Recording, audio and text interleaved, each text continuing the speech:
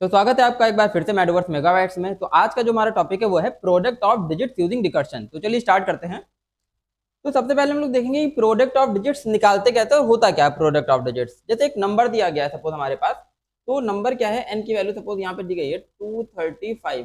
ठीक है, तो इस नंबर की जो डिजिट्स हैं उनको एक्सट्रैक्ट करके उनको मल्टीप्लाई कर देना है। तो डिजिट्स क्या क्या है नंबर की, तो डिजिट्स है हमारे पास 2 इंटू 3 इंटू 5।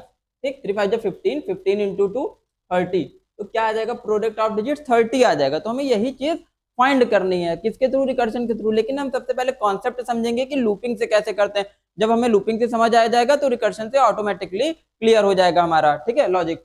तो स्टार्ट करते हैं। तो सबसे पहले मान लिया कि नंबर है हमारे पास जो हमने यूजर से इनपुट करा के रखा है s c dot next INT से।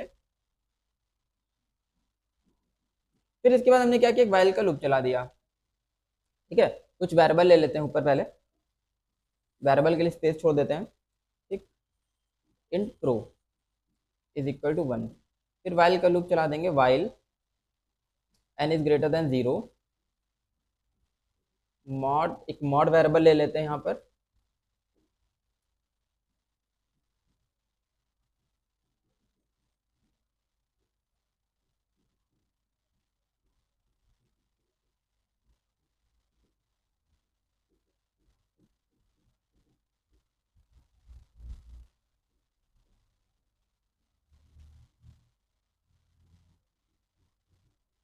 ठीक, तो प्रोडक्ट ऑफ डिजिट्स क्या हो जाएगा, ठीक है, प्रो को हम प्रिंट करा देंगे। ठीक, अब देखते हैं इसका एग्जीक्यूशन ने किया क्या है। बेसिकली ये हमारे पास तीन वेरिएबल्स है, एक एन है, एक मॉड है और एक प्रोडक्ट है। ठीक, तो एन की वैल्यू क्या है 235। ठीक, एन की वैल्यू क्या है 235, सपोज हमने इनपुट करा ली यहाँ पर यूजर से। ठीक है, तो क्या कंडीशन लगी है, एन इज ग्रेटर देन 0। तो एन इज ग्रेटर देन 0 है क्या, हाँ एन इज ग्रेटर देन 0 है। एन इज ग्रेटर देन 0 है तो क्या करेगा, मॉड फाइंड कर लेंगे। कैसे मॉड फाइंड कर लेंगे, mod is equal to n mod 10। N mod 10 मतलब एन क्या है हमारा 235। 235 को 10 से डिवाइड करने पे क्या आएगा, तो पहले 2 टाइम जाएगा, कितनी टाइम जाएगा, 2 टाइम, कितना आ जाएगा 20। रिमाइंडर क्या बचा 3, यहाँ से 5 नोट कर लेंगे, अब 3 टाइम जाएगा, कितना बचेगा 30, और रिमाइंडर क्या बच जाएगा यहाँ पर 5। तो रिमाइंडर क्या बच रहा है लास्ट में 5, तो यहाँ पर एन मॉड 10 क्या आ जाएगा 5 आ जाएगा। यानी कि जब भी एन को 10 से डिवाइड करेंगे तो रिमाइंडर हमेशा लास्ट डिजिट ही एक्सट्रैक्ट होकर आएगा। तो आखिरी डिजिट एक्सट्रैक्ट होकर 5 आ गई। फिर हमने जो 5 था उसको प्रोडक्ट में मल्टीप्लाई कर दिया। ठीक है, क्या कर दिया, प्रोडक्ट में मल्टीप्लाई। तो प्रोडक्ट की वैल्यू 1 थी, 1 इंटू 5 इज इक्वल टू 5, कितना हो गया 5 हो गया। फिर नीचे क्या स्टेटमेंट लिखा है, n डिवाइडेड बाय 10। तो n को 10 से डिवाइड कर दो, n को 10 से डिवाइड किया ही था अभी हमने। तो कितना आया था यहाँ पर क्वेश्चन, यहाँ पर क्वेश्चन नोट कर देंगे 23 कहाँ स्टोर हो रहा है क्वेश्चन, n के अंदर स्टोर हो रहा है। तो n के अंदर क्वेश्चन कितना आ गया 23 आ गया। फिर से यहाँ से ऊपर गए, अब क्या कंडीशन चेक करें, n इज ग्रेटर देन 0। तो n इज ग्रेटर देन 0 है क्या, हाँ अभी भी n इज ग्रेटर देन 0। फिर से क्या निकालेंगे, n मॉड 10। n मॉड 10 से क्या आता है, लास्ट डिजिट एक्सट्रैक्ट हो क्या थी, तो क्या आ जाएगी अभी 3 आ जाएगी। क्या हो जाएगा यहाँ पर आगे, 5 इंटू 3, 5 इंटू 3 कितना हो गया 15 हो गया, है ना, कितना हो गया 15 हो गया। फिर से यहाँ पर क्या कर देंगे, n डिवाइडेड बाय 10। तो अभी n डिवाइडेड बाय 10 कितना आ जाएगा 2 आ गया, कितना आ गया डिवाइडेड बाय 10 2 आ गया। ठीक है, 2 टाइम जाएगा तो 2 आ गया। फिर से ऊपर n इज ग्रेटर देन 0 है क्या, हाँ n इज ग्रेटर देन 0 है। n इज ग्रेटर देन 0 है तो हम लोग क्या फाइंड कर लेंगे, फिर से मॉड फाइंड कर लेंगे। मॉड फाइंड, अब 2 को 10 से डिवाइड करेंगे तो 2 10 से डिवाइड होगा नहीं, तो रिमाइंडर क्या बच जाएगा 2 ही बच जाएगा। तो यहाँ पर मॉड कितना आ गया अभी 2 आ गया। फिर से यहाँ पर क्या हो जाएगा 15 इंटू 2 कितना हो गया यहाँ पर 30 हो गया, कितना हो गया 30। तो प्रीवियस वैल्यू प्रोडक्ट की कितनी थी 15, अभी रिमाइंडर कितना है 2, तो 15 इंटू 2 30। अब क्या करेंगे, नीचे वाला स्टेटमेंट क्या है, n डिवाइडेड बाय 10। तो n को 10 से डिवाइड कर देंगे तो n कितना था 2, तो 2 को 10 से डिवाइड कर दो, यहाँ पर 2 है यहाँ पर 10 है, तो कितनी बार जाएगा 0 टाइम जाएगा। तो 10 0 था 0, रिमाइंडर 2, तो रिमाइंडर 2 हम पहले लिख चुके हैं, क्वेश्चन अब क्या लिख लेंगे यहाँ पर 0, मतलब 2 10 से डिवाइड होगा नहीं, कितने टाइम जाएगा 0 टाइम जाएगा, तो 0 हमने यहाँ पर लिख लिया। अभी कंडीशन चेक कर देंगे, while n is greater than 0, while n is greater than 0 है क्या नहीं है, n इज ग्रेटर देन 0 नहीं है, कंडीशन क्या हो गई फॉल्स हो गई। तो जैसे कंडीशन फॉल्स हो जाएगी बाहर आ जाएंगे हम लोग, क्या प्रिंट कर देंगे, प्रोडक्ट ऑफ डिजिट्स प्रो में कितना आ गया यहाँ पर 30, क्या स्टोर हो गया 30, यही तो आ रहा था हमारा 2 इंटू 3 इंटू 5 कितना आ रहा था 30। ठीक है, तो ये लॉजिक है हमारा क्या, लूपिंग के थ्रू इसका प्रोडक्ट ऑफ डिजिट का। तो कैसे निकाले प्रोडक्ट ऑफ डिजिट, जो डिजिट एक्सट्रैक्ट कर उसको एक वेरिएबल में मल्टीप्लाई करते जाएंगे। ठीक है, तो जितनी एक एक डिजिट करके ये वाला मॉड से एक एक डिजिट एक्सट्रैक्ट होती जाएगी और वो डिजिट किसमें प्रोडक्ट होती जाएगी, प्रो नाम के वेरिएबल में मल्टीप्लाई होती जाएगी। ठीक है, आगे चलते हैं। अब देखते हैं रिकर्शन से। तो रिकर्शन से हमने क्या लॉजिक लगाया है, ठीक है, तो रिकर्शन से लॉजिक ये लगा है यहाँ पर कि एक हमने फंक्शन ले लिया। अभी इसको ध्यान से समझोगे रिकर्शन का। तो एक हमने फंक्शन ले लिया क्या, प्रो डिजिट्स, प्रो डीआईजी नाम का फंक्शन ले लिया, एन में 235 पास कर दिया। ठीक, एन में 235 जब पास करेंगे तो बेस केस क्या लगाया, वही जो हाँ वहां पर हमने किसमें लगाया था, वाइल में लगाया था। वाइल में कंडीशन क्या लगी थी, एन इज ग्रेटर देन 0, तो वही सेम थिंग हमने यहाँ पे लगा दी क्या, एन इज ग्रेटर देन 0। तो अगर एन इज ग्रेटर देन 0 है, ठीक है, क्या है, अगर एन इज ग्रेटर देन 0 है तो एन इज ग्रेटर देन 0 है, कंडीशन ट्रू है, ये यहाँ पर एन की वैल्यू ये है हमारी 235। तो हमने क्या निकाल लिया, मॉड निकाल लिया, क्या निकाल लिया, मॉड।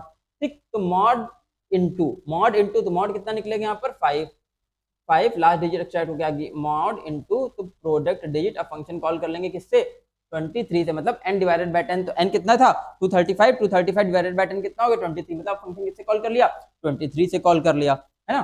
तो अभी क्या होगा, जब इसने अपने आप को अपडेटेड वैल्यू से कॉल किया, यानी कि पहले 235 से कॉल किया था, अब उसने अपडेटेड वैल्यू किससे कॉल कर लिया, 23 से कॉल करेंगे तो यहाँ पर n इज ग्रेटर देन 0 है क्या, अभी भी n इज ग्रेटर देन 0 है, तो अभी मॉड कितना निकाल लेगा, तो 5 इंटू यहाँ पर एज इट इज नोट कर देंगे। अब उसके अंदर की जो कॉलिंग है 23 से, अब उसको एक्सपेंड करके लिखेंगे, कैसे लिखेंगे, ठीक है। अब मॉड कितना निकलेगा 23 से मॉड निकलेगा 3, तो 5 इंटू 3 इंटू, अब प्रोडक्ट डिजिट किससे कॉल कर लेगा, 2 से कॉल कर लेगा। 2 क्या हो गया, 23 डिवाइडेड बाय 2 कितना आता है, 2 आता है, तब 2 से कॉल करेगा। तो जैसे ही 2 से कॉल करेगा, ठीक, फिर से ऊपर गए, n की अपडेटेड वैल्यू 2 हो गई, 2 इज ग्रेटर देन 0 है, 2 इज ग्रेटर देन 0 है, mod is equal to n mod 10, n mod 10 से कितना आ जाएगा यहाँ पर, n मॉड 10 से आ जाएगा 2, ठीक है। अब लास्ट डिजिट क्या एक्सट्रैक्ट हो गया 2, तो अब क्या बन गया 2 इंटू प्रोडक्ट डिजिट, ठीक, तो पहले आगे का उतने ही वैसे ही नोट कर लेंगे, ठीक है। 5 इंटू 3 इंटू, अब इसका क्या आ गया एक्सपेंड होके आंसर, 2 से सम ऑफ 2 से प्रोडक्ट डिजिट कॉल किया था, 2 मॉड बाय 10 क्या रिमाइंडर आ जाएगा 2 आ जाएगा, तो क्या लिख देंगे 2 इंटू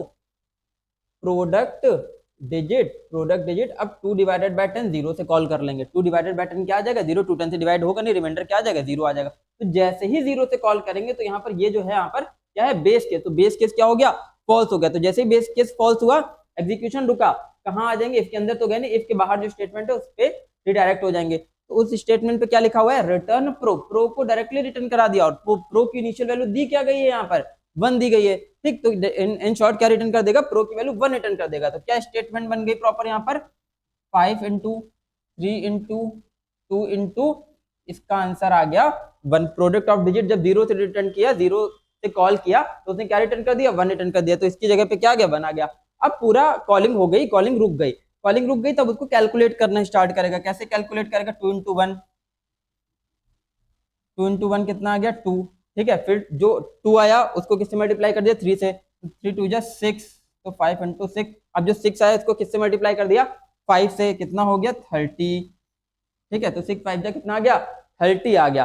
तो फाइनल वैल्यू क्या रिटर्न कर देगा फंक्शन, 30 रिटर्न कर देगा। तो इस तरीके से क्या कैलकुलेट हो गया हमारा प्रोडक्ट ऑफ डिजिट्स। और ये याद रखना कि मेन में कैसे कॉल कर रहा है फंक्शन, एक फंक्शन को मेन में कैसे कॉल करेंगे, तो मेन में कॉल करने के लिए क्या किया, क्लास का ऑब्जेक्ट क्रिएट कर लिया, ठीक है। क्लास का जैसे ऑब्जेक्ट क्रिएट करेंगे तो ऑब्जेक्ट किस नाम का बनाया, ओबीजे डॉट फंक्शन का नाम क्या था, प्रोडिज, PRODIG, ठीक है। PRODIG फंक्शन कॉल कर लिया, ब्रैकेट में कोई भी आर्गुमेंट हम पास कर सकते हैं, कोई भी वैल्यू पास कर सकते हैं, क्योंकि किस टाइप की वैल्यू पास करनी है, इंटीजर टाइप की, इसलिए यहाँ पे हमने क्या पास कर दी, इंटीजर टाइप की वैल्यू।